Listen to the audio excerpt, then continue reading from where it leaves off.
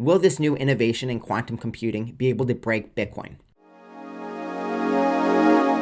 So if you haven't heard by now, Microsoft just released a Majorana 1. And this is a first of its kind quantum computer, and it is absolutely incredible. And what it does that makes it so special is it uses a new class of materials called topoconductors, and it uses them to create this new type of qubit called a topological qubit.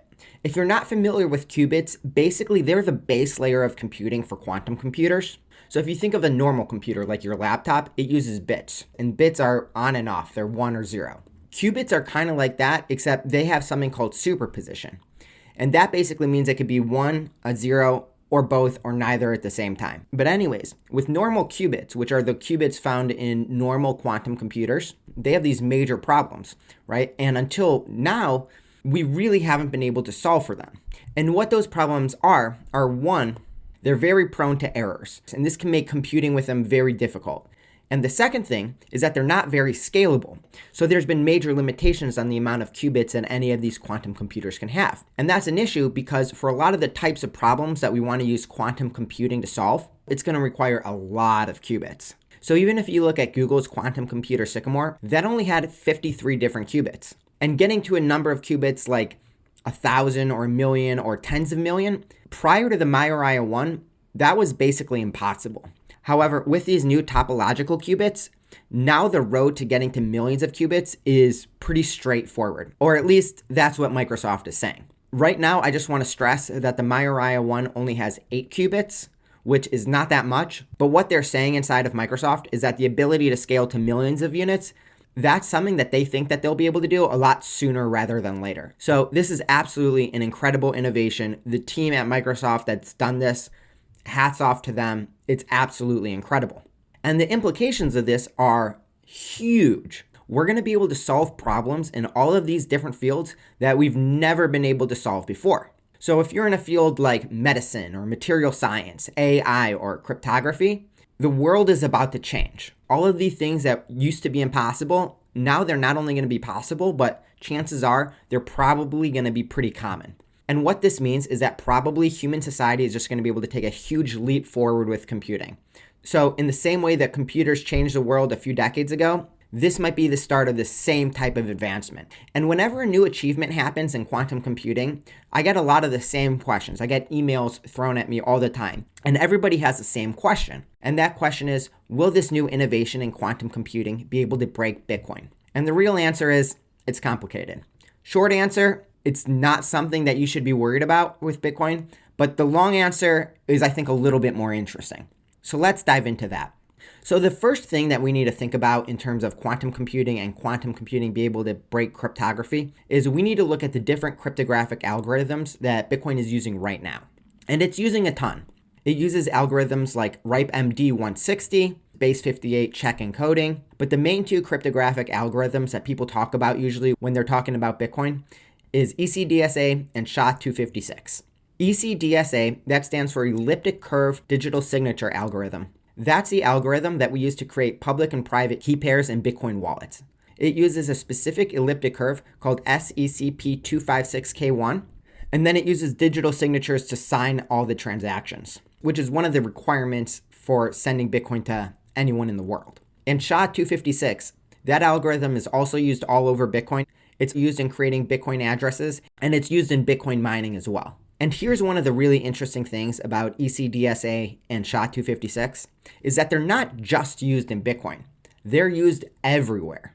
ECDSA, that's protecting your healthcare information. That's protecting your bank accounts. That's protecting lots of parts of the military. And SHA-256, that's the exact same. It's used by the military. It's used to protect your passwords. It's used all over secure data transmission. If we take Bitcoin out of the picture, these two algorithms are everywhere.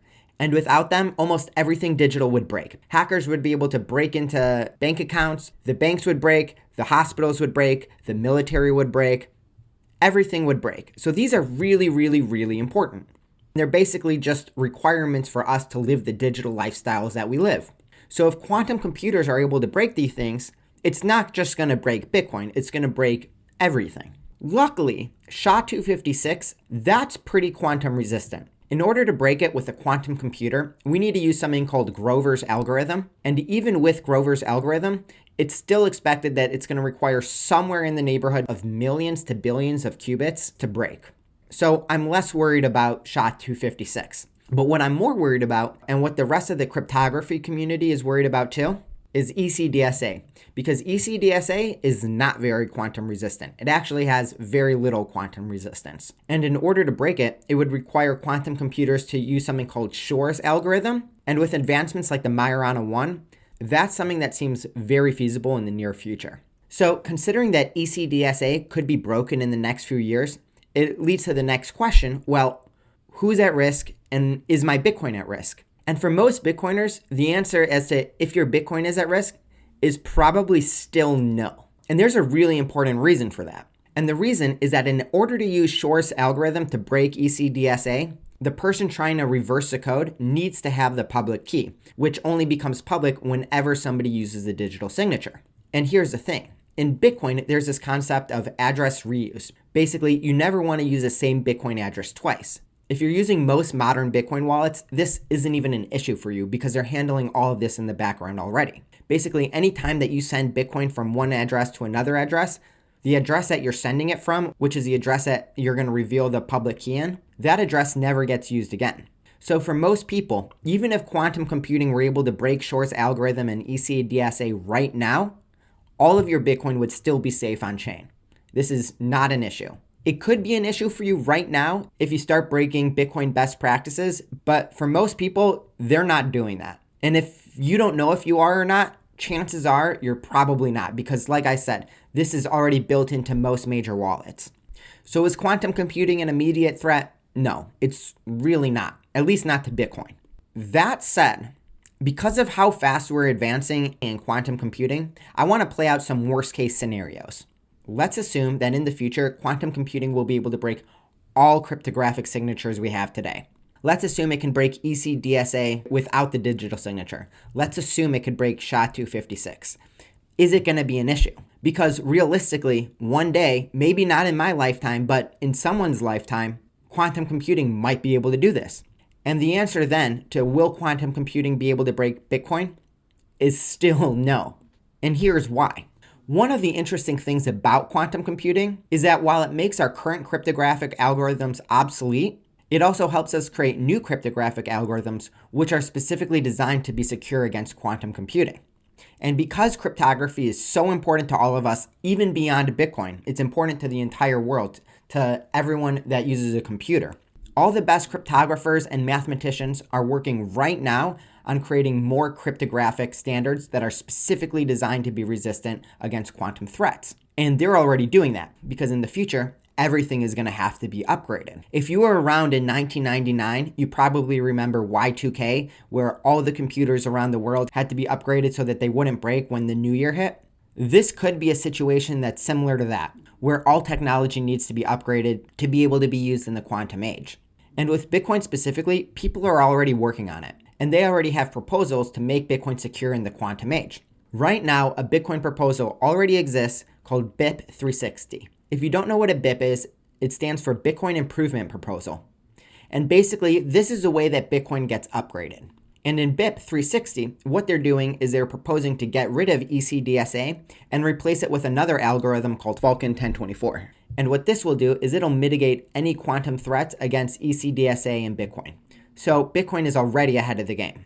And like I said, if we're imagining a worst case scenario where it's not just ECDSA, but it's SHA-256, and maybe even a more future scenario where Falcon 1024 becomes completely obsolete, that's okay, because Bitcoin has the ability to evolve and to update the underlying technology that's keeping it secure. In 1,000 years from now, it might be that Bitcoin has replaced all of the technology that it uses today. That's totally fine. And the reason why that's totally fine is because Bitcoin isn't about the underlying cryptographic technology. That's not what makes Bitcoin special. Bitcoin is really a protocol to measure and transact value. The important parts of it is it divides value into 21 million equal units. It's neutral, fair for everyone. It's open to everyone, it's transparent, and it's protected by physical energy. And as long as it maintains all of those core elements, it can change all of the underlying tech and cryptography behind it, and update itself so it's always modern and always secure in whatever climate it exists in. And that's whether quantum computing is a thing or whether it's not. So bottom line, quantum computing is a real thing. It's amazing. And what they're doing with the Majorana 1 chip is absolutely groundbreaking, and it has the potential to revolutionize all sorts of industries. And while it might one day force Bitcoin to change its underlying technology, it is not a threat to Bitcoin at all. So if you hear anyone on the internet saying that quantum computing might be able to break Bitcoin, and that's a reason why you shouldn't take it seriously, what they're saying is just not true. It's just not accurate. So don't be worried about it. Quantum is real. It's amazing. Just plain and simple, it's not a threat to Bitcoin. All right, that's it for today. Thanks so much for watching this video. Like and subscribe if you got something out of it.